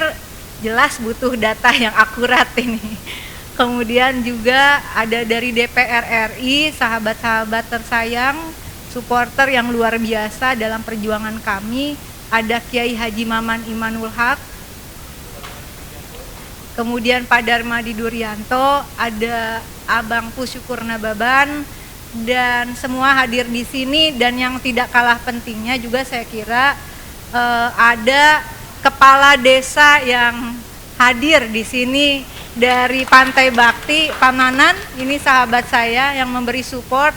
Dan juga hadir di Zoom itu ada kepala desa dari Tegal Alang dan kepala desa Sibandang, dan beberapa kepala desa dari seluruh Indonesia yang menyaksikan sidang ini. Ya, dan orang tua saya yang juga ini dulu saya lagi jadi oneng, dia nekat jadiin saya model iklan. Pak Irwan Sidomuncul, terima kasih. Disertasi ini merupakan deskripsi terhadap tadi sudah disampaikan data perdesaan yang luar biasa, dan saya mengucapkan beribu terima kasih kepada FISIP UI, khususnya ilmu komunikasi yang memberikan kesempatan dari awal saya ujian melalui jalur reguler, mengikuti ujian SIMAK ya, dan itu saya sangat menikmati karena itu pengalaman yang tidak mungkin dibeli ya. Dan saya selalu mengatakan perjalanan studi ini memang benar tidak boleh saya delegasikan ke siapapun, karena ini sejarah yang mahal dan sangat berarti, bukan hanya bagi saya tapi juga bagi 3 jagoan saya yang sabar menghadapi ibunya yang pusing, sibuk di depan laptop sampai mukanya kadang-kadang jadi kotak ya. Nah, 2 tahun 8 bulan 23 hari perjalanan, kata demi kata bergulir di masa pandemi Covid, penuh rasa syukur pada Ilahi yang menguatkan keyakinan hingga tiba jua di penghujung salah satu perjuangan hidup. Keyakinan ini diwariskan oleh Edi Prayitno dan Tati Jumiati, kedua orang tua almarhum, yang mengatakan bahwa sebaik-baiknya ilmu adalah ilmu yang bermanfaat bagi kemanusiaan. Terima kasih Papa dan Mama, semoga Sang Pemilik Semesta merengkuh dalam damai abadi. Terima kasih juga untuk 2 lelaki yang luar biasa yang mengajarkan saya agar berbahagia hidup dalam pengabdian, Eyang Kakung Singgih Tirto Sudiro dan Kakek Kamlia Prajasantana. Pada suatu perjumpaan beberapa tahun lalu, seorang perempuan mengingatkan saya untuk melanjutkan studi doktoral. perempuan yang menempa saya juga dengan keras, sangat keras ya Pak Bambang Desowo, menanamkan keyakinan bahwa perjuangan evidence-based policy itu sangat penting. Terima kasih Ibu Megawati Soekarno Putri.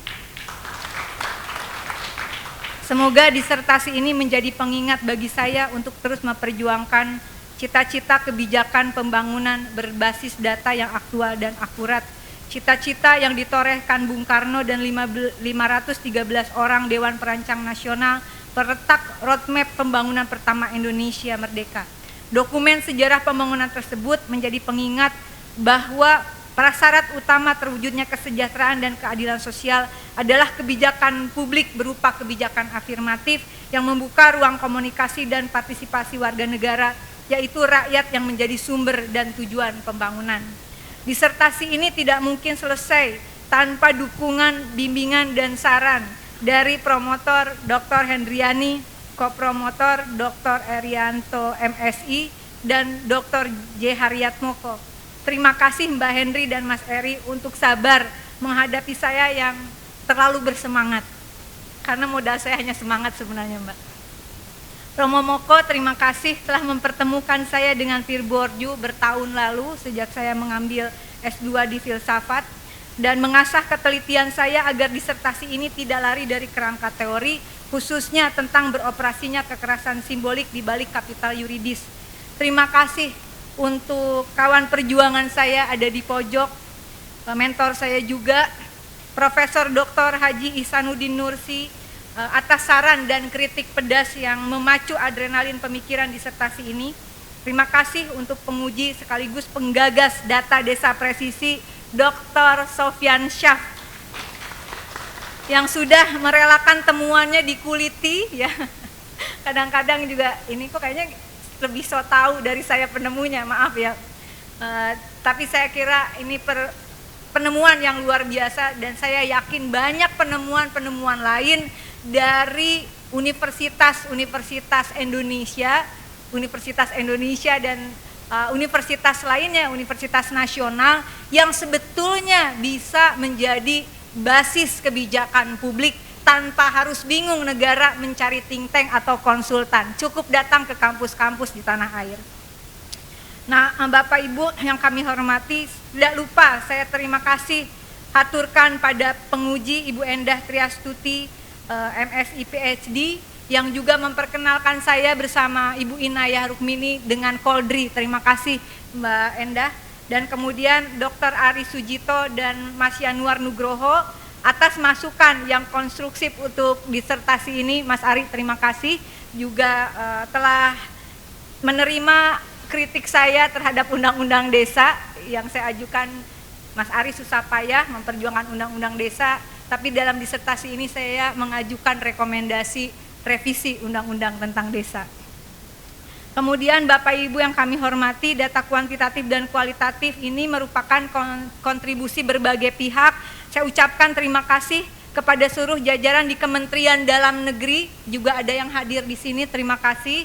Kemudian Kementerian Sosial, Kementerian Desa, Pembangunan Tertinggal dan Transmigrasi, Badan Pusat Statistik, Badan Informasi Geospasial, Lembaga Penerbangan dan Antariksa Nasional, Pemerintah Daerah Kabupaten Tapanuli Utara yang juga hadir di online, Pemerintah Desa Sibandang, Pemerintah Daerah Kabupaten Bekasi, Pak Bupatinya hadir di sini, terima kasih, dan Pemerintah Desa Pantai Bakti, Pak Lurahnya hadir, Pemerintah Kabupaten Gianyar dan Pemerintah Desa Tegalang, serta tokoh masyarakat dan pemuda-pemudi di 3 desa area studi.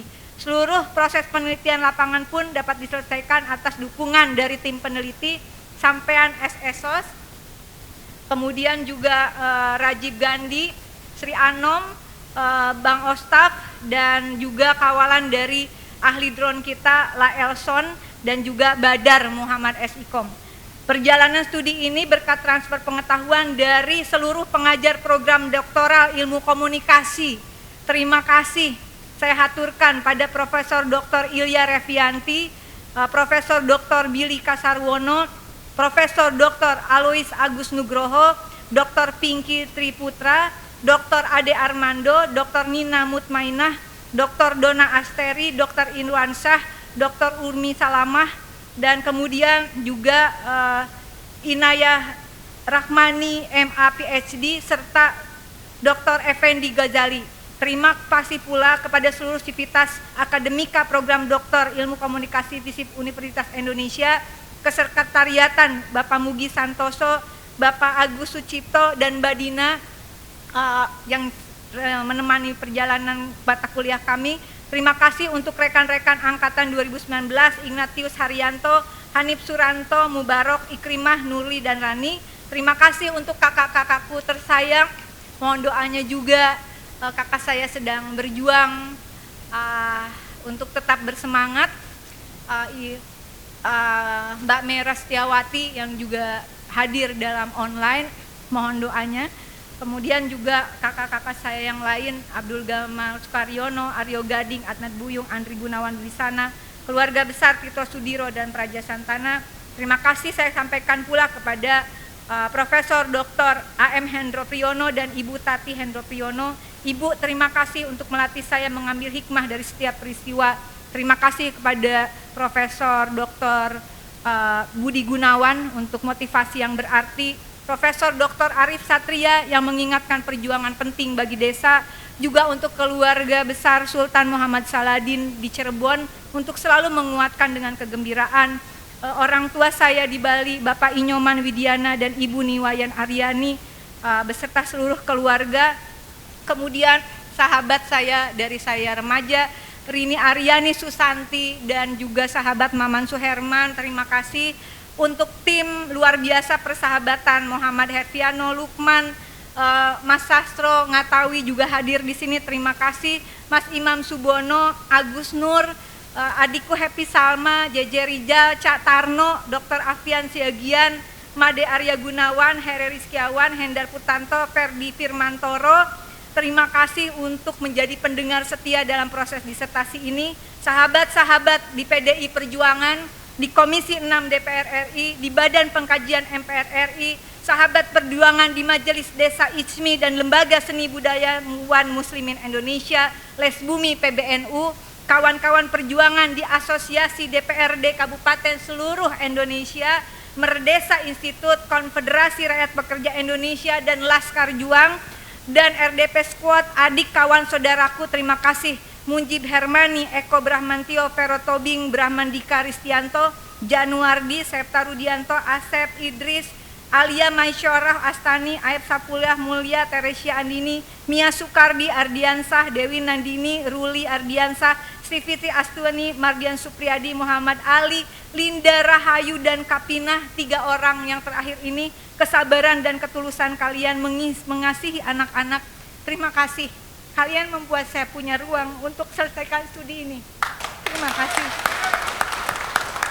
Untuk semua pihak yang telah berkontribusi dari awal hingga akhir disertasi ini, saya tidak dapat sebutkan satu persatu. Untuk semua pejuang Satu Data Indonesia, untuk semua yang memperjuangkan pemberdayaan pedesaan, seluruh kepala desa, seluruh warga desa di penjuru tanah air, terima kasih. Jejaring dekolonialisme ini insya Allah akan terus kami lakukan bersama. Sagara Kawani, Jalumanon Badrika, Jalumanon Wisesa, karena kalian aku tegak tapaki perjuangan. Terima kasih, kekasih hati. Wassalamualaikum warahmatullahi wabarakatuh. Pemberian ucapan selamat kepada Dr. Rieke Diah Pitaloka. Dimohon dengan hormat kepada tim penguji promosi doktor Universitas Indonesia untuk memberikan ucapan selamat kepada Dr. Rieke Diah Pitaloka, dilanjutkan foto bersama di atas panggung podium.